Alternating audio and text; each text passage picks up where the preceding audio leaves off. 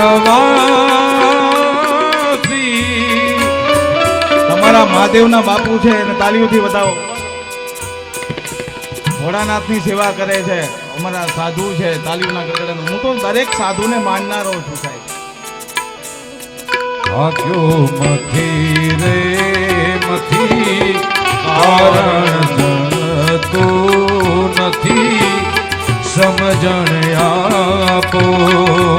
અહીંથી જ્યારે પોથી નીકળી અને પોથી યાત્રા રામજી મંદિરે ઠાકર મંદિરે ગઈ અને મારે જ્યારે ઠાકર મંદિરનું મેં જોયું ત્યારે મેં આવી અને તરત ઠાકરને પ્રાર્થના કરી અને બધાને કીધું બાપ તમે બધાય આવી રીતે રહ્યો છો તો મારો ઠાકર પણ આમ મોજમાં રહેવો જોઈએ બાપ, ગામનો દેવ છે.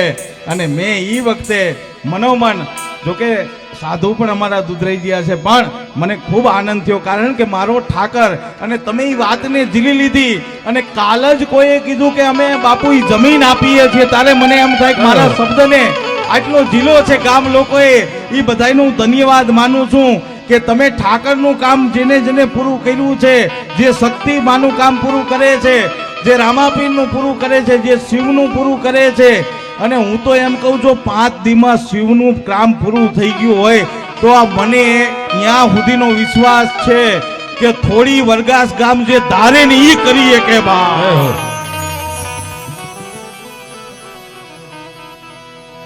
અને ઈ પણ કારણ મળી જવું જોઈએ જેમ અજમલજી મહારાજ કહે છે કે શંભો ચરણે પડી માગો ઘડી રે ઘડી કષ્ટ કાપો. એ દયા કરી શિવદર ધન આપો.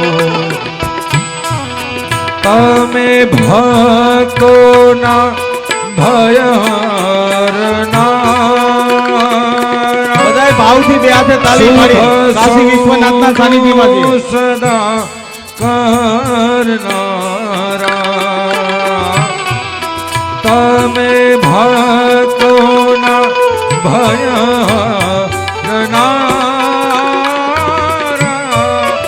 સદા સૌનું કલ્યાણ કરનારા. હું તો મંદમતી તારી અકળ ગતિ કષ્ટ કાપો. એ દયા કરી શિવધર આપો. એ દયા કરી શિવધર આપો. મહાદેવ.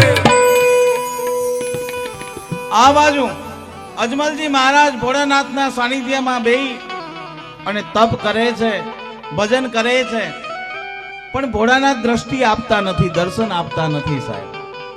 હવે તમે જેની ભક્તિ કરો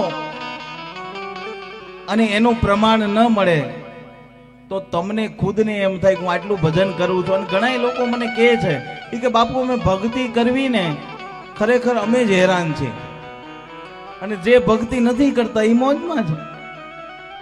આ પ્રશ્ન ઘણી વાર મારા આશ્રમે પણ ઘણા લોકો આવીને મને કહેતા હોય કે બાપુ અમે ભક્તિ નથી કરતા. જે લોકો ભક્તિ નથી કરતા એ એટલા સુખી છે, નાસ્તિક છે એ એટલા સુખી છે. અમે જેટલું ભગવાનને માની છીએ એટલી જ અમારી વધારે દુઃખી છીએ. અને ત્યારે મેં કીધું બાપ તમે દુઃખી છો એનું કારણ એ છે કે બાપ ક્યારેક મહાભારત વાંચજો. માં કુંતા ભગવાન કૃષ્ણએ એટલું કીધું હતું, એના ફઈ થતા હતા માં કુંતા, એટલે કીધું કુંતાએ એટલું કીધું કે હે કનૈયા તું જલ્દી આવતો નથી, કે મને કોઈ બોલાવતું નથી, ફઈબા હું જલ્દી આવું છું. તો કે આમ જો ફઈબા તમે ક્યારેક મને તો યાદ કરો. એટલે માં કુંતાએ એટલું કીધું કનૈયા તને યાદ કરવાની જરૂર નથી, જ્યાં દુઃખ હોય ને ત્યાં તું હોય જ છો બાપ, તને યાદ કરવાની જરૂર નથી. આખી જિંદગી આખું મહાભારત વાંચજો, માં કુંતાએ દુઃખ જ માંગ્યું છે, ક્યારે સુખ નથી માંગ્યું. કારણ કે એની ખબર હતી કે દુઃખની જ્યાં દુઃખ છે ને ત્યાં જ મારો હરી બેઠો છે. અને બાપ કસોટી હોનાની હોય, બગસરાની ન હોય સાહેબ. કસોટી હોનાની હોય સાહેબ. તમે ભક્તિ કરતા હોય ને કસોટી આવે તો ક્યારેય ડગવું નહીં સાહેબ. કારણ સમજવું કે અત્યારે આપણી કસોટી ચાલુ છે અને એ કસોટીમાંથી પાર થઈ જાવ ને એટલે બાપ આમ જો મારો ઠાકર આવીને ઉભો રહે રે સાહેબ. એ પેઢી તારી દે. આ બાજુ અજમલજી મહારાજ